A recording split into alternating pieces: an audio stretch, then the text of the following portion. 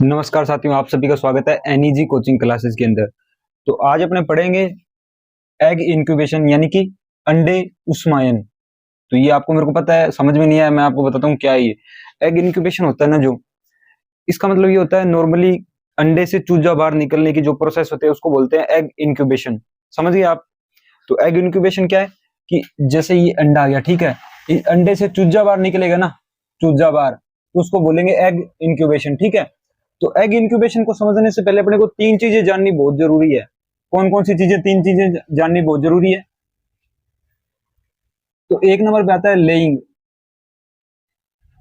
ठीक है, लेइंग। उसके बाद में इंक्यूबेशन, इंक्यूबेशन। उसके बाद हैचिंग, हैचिंग। तो लेइंग क्या होगा? जब मुर्गी अंडा देती है ना, तो उस प्रोसेस को बोलते हैं एग लेइंग। अंडा देने की प्रक्रिया, अंडा देने की जो प्रक्रिया होती है ना, उसको बोलते हैं एग लेइंग या लेइंग। ठीक है, उसके बाद इंक्यूबेशन। इंक्यूबेशन क्या होगा कि जो अंडा है ना, उसके अंदर चूजा बनने की प्रक्रिया, चूजा बनने की प्रक्रिया। चूजा क्या है? जो मुर्गी का बच्चा होता है ना, उसको चूजा बोलते हैं। ठीक है, तो इंक्यूबेशन क्या होगा? अंडे होता है ना, जो उसके अंदर चूजा बनने की जो प्रोसेस होती है उसको बोलते हैं इंक्यूबेशन। अब आता है हैचिंग, कि मुर्गी ने अंडा दे दिया और उस अंडे के अंदर चूजा भी बन गया। जब चूजा बाहर निकलेगा ना अंडे से, उसको बोलेंगे हैचिंग। यानी कि अंडे के कवच को तोड़कर जब चूजा अंडे से बाहर निकलता है, अंडे से बाहर निकलता है, तो उसे क्या बोलते हैं? हैचिंग, यानी कि एग हैचिंग। ये तीनों टर्म आपको समझ में आ गई हुई। लेयरिंग क्या था? जो अंडे देने की प्रक्रिया होती है उसको बोलते हैं लेयरिंग। उसके बाद इंक्यूबेशन। इंक्यूबेशन क्या है कि अंडे के अंदर चूजा बनेगा ना, उसको बोलेंगे इंक्यूबेशन। और उसके बाद में आया था हैचिंग। तो हैचिंग क्या है कि जब अंडे के अंदर चूजा बन गया है और चूजा जब बाहर निकलेगा ना अंडे से, तो उसको बोलेंगे हैचिंग। अब अपने जानते हैं इंक्यूबेशन है ना, इसके अंदर क्या क्या चीजें ध्यान में रखने लायक है, या एग्जाम के अंदर कौन कौन सी चीजें हैं जो इससे पूछी जाती है। तो अपने बात कर रहे हैं कि जो इंक्यूबेशन है ना, इसमें क्या होगा कि चूजे के अंदर अंडा है ना, वो अंडे के अंदर चूजा है वो बन रहा है। ठीक है, तो किस हिसाब से बनेगा, उसको क्या क्या इन्वायरमेंट चाहिए, क्या क्या कंडीशन होनी चाहिए, तभी वो चूजा बनेगा। तो सबसे पहले अपने जानते हैं इंक्यूबेशन क्या हो गया कि अंडा है ना, जो उसके अंदर चूजा बनना। अब बात आती है इंक्यूबेशन टेम्परेचर, यानी कि इंक्यूबेशन है उसका टेम्परेचर कितना होना चाहिए। तो इंक्यूबेशन के लिए ना अंडे का तापमान होना चाहिए 100 से 103 डिग्री फारेनहाइट। ठीक है, उसके बाद में आता है इंक्यूबेशन का सही समय क्या है। भी कोई महीना भी तो होगा उस समय, मतलब सबकी सब कंडीशन एकदम सही प्रॉपर मिले। तो इंक्यूबेशन टाइम या इंक्यूबेशन मंथ, तो कौन सा मंथ आ जाएगा? फरवरी मार्च। फरवरी मार्च होता है ना, वो सबसे अच्छा समय होता है इंक्यूबेशन के लिए। अब आती है बात, इंक्यूबेशन होता है ना तब जब, तो उस समय आर्द्रता भी चाहिए अपने को, यानी कि ह्यूमिडिटी, ह्यूमिडिटी या नमी, आर्द्रता एक ही बात है। तो ये होनी चाहिए 60 से 70%। ठीक है, 60 से 70% होनी चाहिए। 70% या 60% से ज्यादा है ना, यानी कि 70% से अगर ज्यादा है तो कोक्सीडियोसिस डिजीज हो जाती है, जो मैंने आपको कल भी बताया था। अब बात आती है कि जो हेचिंग है उसके अंदर ऑक्सीजन भी चाहिए। ऑक्सीजन यानी कि O2। ऑक्सीजन कितनी चाहिए? ऑक्सीजन चाहिए अपने को 21%। 21%। अब बात आती है CO2 की। CO2, तो CO2 कितनी चाहिए? CO2 चाहिए अपने को 0.05। बस इतनी चाहिए अपने को, इससे ज्यादा ना हो ना इससे कम हो, 0.05। या कभी कभार ऐसा भी आ जाता है 0.5, तो ये दोनों ही सही है, ठीक है। तो CO2 चाहिए अपने को 0.5 या 0.05, ठीक है। अब बात आती है कि ये सब कुछ कंडीशन तो है ना, जो अंडे को मिल गई, तो उसके कितने दिनों के बाद में हैचिंग होगी, यानी कि अंडे से चूजा बाहर आएगा। तो इंक्यूबेशन पीरियड कितना होता है, इंक्यूबेशन पीरियड या समय, तो कितने दिन लगते हैं इंक्यूबेशन में, तो ये सबसे इंपॉर्टेंट है, 21 दिन, 21 दिन लगते हैं। ये सबसे इंपॉर्टेंट क्वेश्चन बनता है, ठीक है। ये आप ध्यान में रखना कि अंडे से चूजा बनता है ना, तो उसके अंदर कितना समय लगेगा, तो 21 दिन लगते हैं, ठीक है।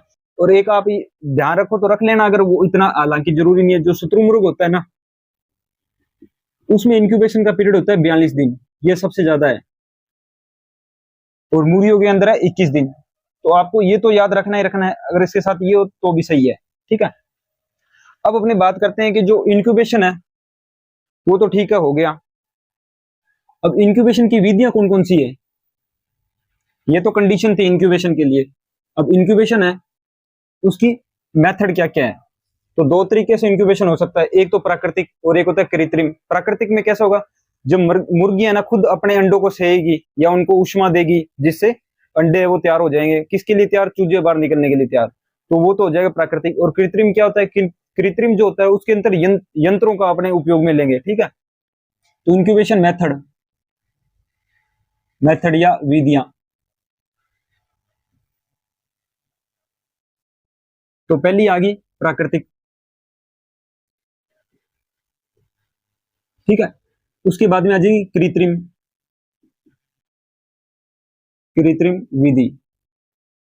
जो ये प्राकृतिक विधि है ना, इसके अंदर तो ना देसी मुर्गी होगी ना, जो वो खुद स्वयं अपने अंडे है ना वो सेएगी, ठीक है, जिससे इंक्यूबेशन हो जाएगा। और इसके अंदर सबसे अच्छा एग्जांपल है वो कड़कनाथ, कड़कनाथ, कड़कनाथ मुर्गी है ना जो सबसे अच्छा एग्जांपल है। इसके अंदर क्या होगा, मुर्गी स्वयं शरीर की ऊष्मा द्वारा अपने अंडे सेएगी, ठीक है, उनका या उनको ऊष्मायन देगी, ठीक है। अब बात आती है कि एक मुर्गी है तो वो कितने अंडे है वो उनको ऊष्मायन दे सकती है, तो इसके अंदर आएगा 8 से 10 अंडे, 8 से 10 अंडे, यानी कि एक मुर्गी है जो 8 से 10 अंडे को ही से कर सकती है, ठीक है, यानी कि उनको ऊष्मायन दे सकती है, उनको तैयार कर सकती है, तो 8 से 10 अंडे। और एक टीएनयू है, ठीक है, टीएनयू यानी कि तमिलनाडु एग्रीकल्चर यूनिवर्सिटी, उसका जो ई कोर्स है ना, उसके अंदर है 10 से 12 अंडे। ये दोनों आप ध्यान में रखना, ये तो एनसीईआरटी के हिसाब से और ये टीएनयू के हिसाब से, तो दोनों आप याद रखना, ठीक है। यानी कि एक मुर्गी है वो 8 से 10 अंडे या 10 से 12 अंडे उनका सेवन कर सकती है। अब बात आती है कृत्रिम की, तो जो ये कृत्रिम विधि है ना, इसके अंदर अपने लेंगे यंत्रों का काम में, किनको काम में, यंत्रों को। तो यंत्रों की सहायता से इंक्यूबेशन, यंत्रों की सहायता से इंक्यूबेशन। अब बात आ गई यंत्र, तो यंत्र कौन सा होगा, तो उसका नाम है इंक्यूबेटर, इंक्यूबेटर। इंक्यूबेटर होता है ना, जो ये ओवन आपने देखा होगा, जिसके अंदर ओवन होता है ना, जो अपने घर में उपयोग में लेते हैं, जिसके अंदर खाना वगैरह गर्म करते हैं, ठीक है। तो उसी हिसाब से ऐसे एक यंत्र होता है, ठीक है। इसके आगे शीशा लगा होगा, ठीक है, और इसके अंदर है ना ऐसे अंडे के लिए ऐसे प्लेटें या खांचनुमा स्ट्रक्चर बनी रहती है, जिसके अंदर अंडे आ जाते हैं, ठीक है। तो उसको बोलते हैं इंक्यूबेटर, ठीक है। तो यंत्र होता है ना जो, वो है इंक्यूबेटर। अब इंक्यूबेटर के बारे में जानते हैं कि इंक्यूबेटर है, इसके अंदर क्या क्या चीजें होगी, तो इंक्यूबेटर अपने पास आ गया, ठीक है।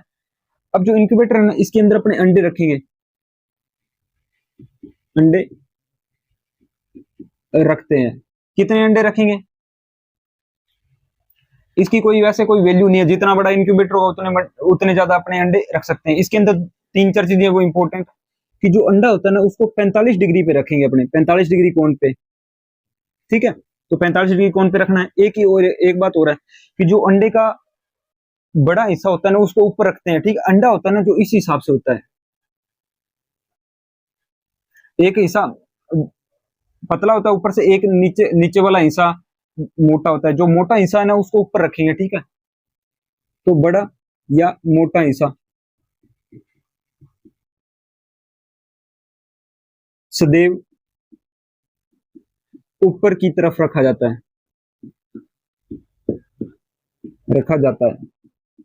और एक अपने ने बात की 45 डिग्री कोण, तो 45 डिग्री कोण पे क्यों रखेंगे, ताकि पूरे पूरे अंडे ना उसको पूरे पूरे अंडे को उष्मा मिल सके, ठीक है। और इसके अंदर टेम्परेचर कितना होगा, टेम्परेचर जो मैंने आपको स्टार्टिंग में बताया था 100 से 103 degree Fahrenheit. CO2 0.5%, O2 O2 होगी 21%, और नमी नमी होगी 60 से 70%। अब बात आती है कि ये सब कुछ तो अपनों ने कर लिया, ठीक है। अब बात आती है पलटाई की, यानी कि जो अंडे हैं उनकी पलटाई भी तो करनी पड़ेगी 21 दिन के अंदर जो इंक्यूबेशन है वो होता है अंडे से, ठीक है। तो अंडे की पलटाई अपने किस हिसाब से करेंगे, 3 बार पलटाई करेंगे अपने। तो पहली पलटाई कब होती है, ये इंपॉर्टेंट है, ये ध्यान रखना। तो अंडों की पलटाई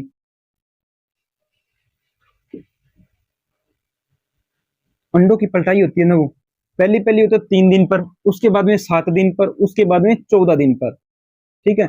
तो पहली पलटाई अपने कर देंगे 3 दिन पर, उसके बाद में 7 दिन पर, उसके बाद में 14 दिन पे। तो पलटाई करेंगे, तो जब जैसे 21 दिन होंगे ना पूरे 21 दिन, तो अंडे से चूजे है वो बाहर आने स्टार्ट हो जाएंगे, ठीक है। तो ये इंक्यूबेशन वाला जो वो पूरा हो गया, ठीक है। इसके अंदर 2 मेथड थे, प्राकृतिक और कृत्रिम। प्राकृतिक के अंदर क्या पड़ा कि मुर्गियां खुद है ना वो अपने अंडे को सेएगी खुद के शरीर की गर्मी से, ठीक है। और एक मुर्गी कितने अंडे से सकती है, 8 से 10, और TNU के हिसाब से पूछे तो 10 से 12। और सबसे अच्छा एग्जाम्पल कौन सा है, कड़कनाथ मुर्गी का। उसके बाद में बात करते हैं कृत्रिम विधि। तो कृत्रिम विधि आ गई, कृत्रिम नाम आ गया, तो इसके अंदर यंत्रों का उपयोग करेंगे।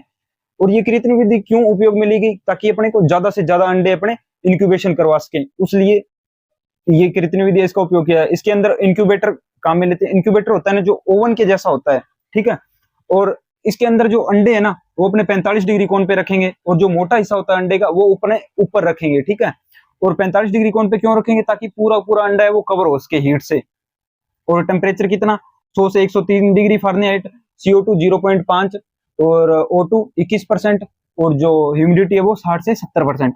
और जैसे 21 दिन होंगे तो इंक्यूबेशन हो जाएगा। और इसके अंदर पलटाई भी की जाती है, 3 पलटाइयां की जाती है, 3 दिन पर, 7 दिन पर, और 14 दिन पर, ठीक है। अब अपने बात करते हैं कि जो ये मेथड है वो पूरा हो गया, इसका आप स्क्रीनशॉट लेना चाहें तो ले लें।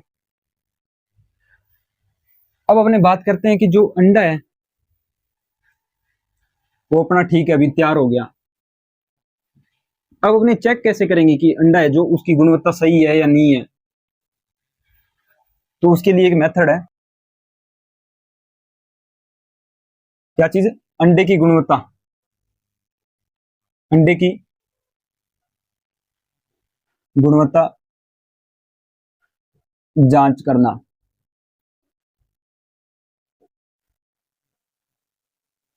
तो अंडे की गुणवत्ता में क्यों जांच करेंगे, क्योंकि अपने को मार्केट में भेजना है, तो जो सही अंडे होंगे अगर वो अपने भेजेंगे तो उनकी क्वालिटी के हिसाब से अपने को ज्यादा पैसे मिलेंगे, ठीक है। अगर उनके अंदर भी अगर खराब अंडे आ गए, या कुछ ईटिंग अंडे आ गए, या नॉट क्लीन अंडे आ गए, तो उनसे जो क्वालिटी है वो उसमें कॉम्प्रोमाइज हो जाएगा, तो जिससे प्राइस है वो सही नहीं मिलेगा। अब अपने बात करते हैं जो अंडे की गुणवत्ता जांच है ना वो किस हिसाब से करेंगे, तो कैंडलिंग मेथड होता है एक, कैंडलिंग विधि। ये जो कैंडलिंग विधि है ये क्या है, तो इसके अंदर एक यंत्र काम में लेंगे। कौन सा यंत्र, उसका नाम है कैंडलर। हालांकि कैंडलर ऐसा कुछ खास नहीं है, जैसे ये मार्कर हो गया इसी हिसाब से एक कैंडल होगी, ठीक है। उसके ऊपर कांच लगा होगा, और अपने एक अंडे है ना उसको अंडे को अपने बीच में रख देंगे, जैसे इस हिसाब से होता है, ठीक है। यहाँ पे अंडा आ जाएगा, और नीचे से ये है ना ये लाइट का काम करेगा। और जैसे ही अंडे से अपने लाइट को क्रॉस कराएंगे तो इसमें अपने को पता चल जाएगा कि इसके अंदर भ्रूण बना है या नहीं बना है, इसकी क्वालिटी कैसी है। तो यही है कैंडलर, ठीक है। अब कैंडलर आ गया, ठीक है। अब उन्हें अंडे की जांच है वो प्रथम जांच कब करेंगे, प्रथम जांच, तो प्रथम जांच अपने करेंगे 5 से 7 दिन पर। और दूसरी जांच कब करेंगे, 15 से 16 दिन पर। तो ये जो अंडे की जांच है वो इस हिसाब से की जाती है। इसमें जो विधि है वो कहाँ मिलेंगे, कैंडलिंग विधि, और यंत्र होता है वो कैंडलर। प्रथम जांच कब करेंगे, 5 से 7 दिन पर, और दूसरी जांच 15 से 16 दिन पर। तो अपने को पता चल जाएगी जो अंडे गुणवत्ता है वो कैसी है। अब अपने बात करते हैं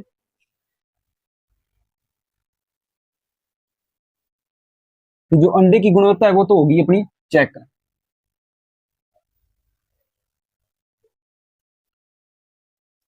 अब जो है ना, इन 21 दिन के अंदर इंक्यूबेशन हो गया था, ठीक है, 21 दिन के अंदर इंक्यूबेशन हो गया, ठीक है, यहाँ पे था एग। 21 दिन के बाद में हैचिंग हुई। हैचिंग क्या था, अंडे से चूजा बाहर निकलना, तो ये आ गया चूजा। अब ये जो चूजा है ना, इसकी भी अपने देखभाल करनी पड़ेगी। तो उसकी देखभाल अपने कैसे कर सकते हैं, तो देखते हैं अभी। जैसे चूजा है वो है 1 से 4 सप्ताह का, 1 से 4 सप्ताह का। तो अपने इसकी जो देखभाल है ना वो किस में करेंगे, ब्रूडिंग में। ब्रूडिंग विधि होती है, ब्रूडिंग विधि, और इसके अंदर यंत्र काम लेते हैं ब्रूडर। ब्रूडर यंत्र होता है ना वो काम में लेते हैं, ठीक है। तो 1 से 4 सप्ताह का चूजा है तो उसके लिए ब्रूडिंग विधि काम में लेंगे, और इसके अंदर यंत्र होता है वो होता है ब्रूडर। ब्रूडर यंत्र होता है ना, उसमें रख के जो चूजा है ना 1 से 4 सप्ताह का, उसकी देखभाल करेंगे। अब बात आती है कि जब चूजा 4 से 8 सप्ताह का हो गया, तब तो चूजे की रेयरिंग करेंगे, ठीक है, रेयरिंग। उसके बाद 8 सप्ताह से अधिक हो गया, 8 सप्ताह से अधिक, अधिक आयु का चूजा, तो जब इसकी अपने देखभाल करेंगे ना तो उसको क्या बोलेंगे, उसको बोलेंगे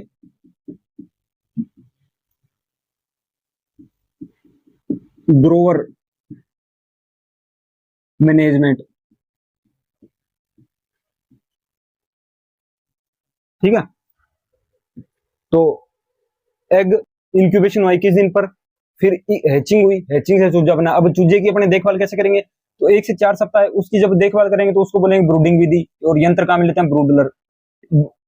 उसके बाद 4 से 8 सप्ताह का उसमें रेयरिंग, और 8 से अधिक सप्ताह का उसमें ग्रोवर या मैनेजमेंट, ग्रोवर मैनेजमेंट विधि अपने काम में लेंगे। अब बात आती है कि जो अंडा होता है ना,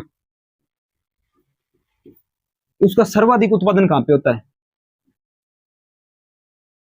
सर्वाधिक उत्पादन। तो अंडे का सर्वाधिक उत्पादन होता है ना, जो होता है आंध्र प्रदेश के अंदर।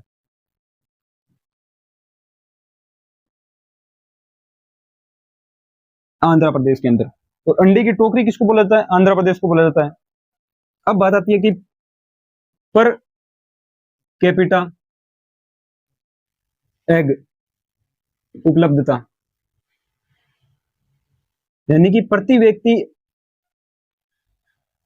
को अंडा कितना, मतलब प्रति व्यक्ति के हिस्से कितने अंडा आता है, ठीक है, भारत के अंदर बात करें तो ये आता है 95 पर एनम, ठीक है, यानी कि प्रति व्यक्ति 95 अंडे 1 वर्ष के अंदर उसके हिस्से आते हैं। और ये डाटा है ना जो 2022 का, ये ध्यान में रखना, ठीक है। और 2021 के अंदर क्या था, 83, 58, ठीक है, ये सब कुछ था। और 2022 की अगर बात करें तो 95 अंडे है वो प्रति व्यक्ति उपलब्धता है इतनी। तो इसी के साथ जो अपना एग इंक्यूबेशन था या अंडे संबंधी जितनी भी बातें थी वो अपनी कंप्लीट हो गई है। तो अपनी ये जो वीडियो है यहीं पे समाप्त करते हैं, और नेक्स्ट क्लास के अंदर मिलते हैं अपने नए टॉपिक के साथ। आपको वीडियो कैसी लगी कमेंट सेक्शन के अंदर जरूर बताएं, और अगर आप चैनल पे पहली बार आए तो चैनल को सब्सक्राइब जरूर करें। मिलते हैं नेक्स्ट वीडियो के अंदर, तब तक के लिए धन्यवाद।